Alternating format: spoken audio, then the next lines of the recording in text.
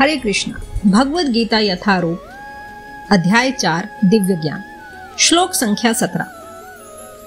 कर्म की बारीकियों को समझना अत्यंत कठिन है, अतः मनुष्य को चाहिए कि वह यह ठीक से जाने कि कर्म क्या है, विकर्म क्या है और अकर्म क्या है। तात्पर्य: यदि कोई मनुष्य सचमुच ही भव बंधन से मुक्ति चाहता है तो उसे कर्म, अकर्म तथा विकर्म के अंतर को समझना होगा। कर्म, अकर्म तथा विकर्म के विश्लेषण की आवश्यकता है, क्योंकि यह अत्यंत गहन विषय है। कृष्ण भावनामृत को तथा गुणों के अनुसार कर्म को समझने के लिए परमेश्वर के साथ अपने संबंध को जानना होगा। दूसरे शब्दों में, जिसने यह भली भांति समझ लिया है वह जानता है कि जीवात्मा भगवान का नित्य दास है और फल स्वरूप उसे कृष्ण भावनामृत में कार्य करना है। संपूर्ण भगवद गीता का यही लक्ष्य है। इस भावनामृत के विरुद्ध सारे निष्कर्ष एवं परिणाम विकर्म या निषिद्ध कर्म है। इसे समझने के लिए मनुष्य को कृष्ण भावनामृत के अधिकारियों की संगति करनी होती है और उनसे रहस्य को समझना होता है। यह साक्षात भगवान से समझने के समान है, अन्यथा बुद्धिमान से बुद्धिमान मनुष्य भी मोहग्रस्त हो जाएगा। श्लोक संख्या 18। जो मनुष्य कर्म में अकर्म और अकर्म में कर्म देखता है वह सभी मनुष्यों में बुद्धिमान है और सब प्रकार के कर्मों में प्रवृत्त रहकर भी दिव्य स्थिति में रहता है। तात्पर्य: कृष्ण भावनामृत में कार्य करने वाला व्यक्ति स्वभावतः कर्म बंधन से मुक्त होता है। उसके सारे कर्म कृष्ण के लिए होते हैं, अतः कर्म के फल से उसे कोई लाभ या हानि नहीं होती। फलस्वरूप वह मानव समाज में बुद्धिमान होता है, यद्यपि वह कृष्ण के लिए सभी तरह के कर्मों में लगा रहता है। अकर्म का अर्थ है कर्म के फल के बिना। निर्विशेषवादी इस भय से सारे कर्म करना बंद कर देता है कि कर्म फल उसके आत्म साक्षात्कार के मार्ग में बाधक ना हो, किंतु सगुणवादी अपनी इस स्थिति से भली भांति परिचित रहता है कि वह भगवान का नित्य दास है, अतः वह अपने आप को कृष्ण भावनामृत के कार्यों में तत्पर रखता है। चूंकि सारे कर्म कृष्ण के लिए किए जाते हैं, अतः इस सेवा के करने में उसे दिव्य सुख प्राप्त होता है। जो इस विधि में लगे रहते हैं वे व्यक्तिगत इंद्रिय तृप्ति की इच्छा से रहित होते हैं। कृष्ण के प्रति उसका नित्य दास्य भाव उसे सभी प्रकार के कर्म फल से मुक्त करता है। श्लोक संख्या 19। जिस व्यक्ति का प्रत्येक प्रयास इंद्रिय तृप्ति की कामना से रहित होता है उसे पूर्ण ज्ञानी समझा जाता है। उसे ही साधु पुरुष ऐसा करता कहते हैं, जिसने पूर्ण ज्ञान की अग्नि से कर्म फलों को भस्मसात कर दिया है। तात्पर्य: केवल पूर्ण ज्ञानी ही कृष्ण भावना भावित व्यक्ति के कार्यकलापों को समझ सकता है। ऐसे व्यक्ति में कृष्ण इंद्रिय तृप्ति की प्रवृत्ति का अभाव रहता है।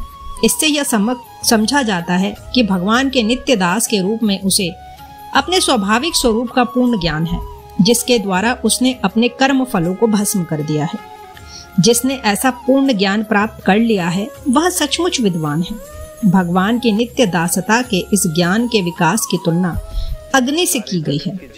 ऐसी अग्नि एक बार प्रज्वलित हो जाने पर कर्म के सारे फलों को भस्म कर सकती है। श्लोक संख्या 20।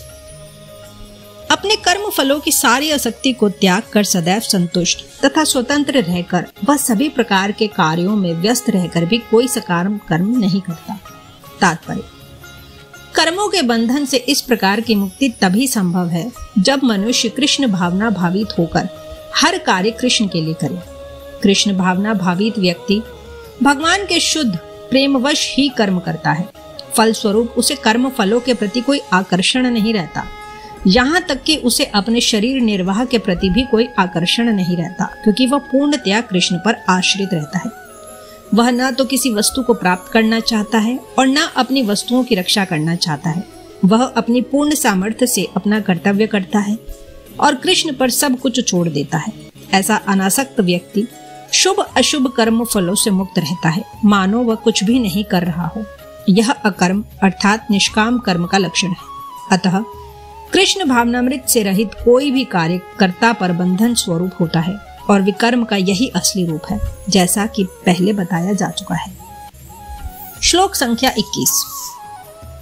ऐसा ज्ञानी पुरुष पूर्ण रूप से संयमित मन तथा बुद्धि से कार्य करता है, अपनी संपत्ति के सारे स्वामित्व को त्याग देता है और केवल शरीर निर्वाह के लिए कर्म करता है। इस तरह कार्य करता हुआ वह पाप रूपी फलों से प्रभावित नहीं होता है। तात्पर्य: कृष्ण भावना भावित व्यक्ति कर्म करते समय कभी भी शुभ या अशुभ फल की आशा नहीं रखता। उसके मन तथा बुद्धि पूर्णतया वश में होते हैं। वह जानता है कि वह परमेश्वर का भिन्न अंश है, अतः अंश रूप में उसके द्वारा संपन्न कोई भी कर्म उसका न होकर उसके माध्यम से परमेश्वर द्वारा संपन्न हुआ होता है। जब हाथ हिलता है तो यह स्वेच्छा से नहीं हिलता, अपितु सारे शरीर की चेष्टा से हिलता है। कृष्ण भावना भावित व्यक्ति भगवद इच्छा का अनुगामी होता है, क्योंकि उसकी निजी इंद्रिय तृप्ति की कोई कामना नहीं होती। वह यंत्र के एक पुर्जे की भांति हिलता डुलता है। जिस प्रकार रख रखाव के लिए पुर्जे को तेल और सफाई की आवश्यकता पड़ती है, उसी प्रकार कृष्ण भावना भावित व्यक्ति कर्म के द्वारा अपना निर्वाह करता रहता है, जिससे वह भगवान की दिव्य प्रेमा भक्ति करने के लिए ठीक बना रहे। अतः वह अपने प्रयासों के फलों के प्रति निश्चेष्ट रहता है। पशु के समान ही उसका अपने शरीर पर कोई अधिकार नहीं होता। कभी कभी क्रूर स्वामी अपने अधीन पशु को मार भी डालता है, तो भी पशु विरोध नहीं करता, न ही उसे कोई स्वाधीनता होती है। आत्म साक्षात्कार में पूर्णतया तत्पर कृष्ण भावना भावित व्यक्ति के पास इतना समय नहीं रहता कि वह अपने पास कोई भौतिक वस्तु रख सके। अपने जीवन निर्वाह के लिए उसे अनुचित साधनों के द्वारा धन संग्रह करने की आवश्यकता नहीं रहती। अतः वह ऐसे भौतिक पापों से कलमशग्रस्त नहीं होता। वह अपने समस्त कर्म फलों से मुक्त रहता है। इस प्रकार भगवद गीता के अध्याय 4 दिव्य ज्ञान की श्लोक संख्या 4.17 से 4.21 का भक्ति वेदांत तात्पर्य पूर्ण हुआ। हरे कृष्ण।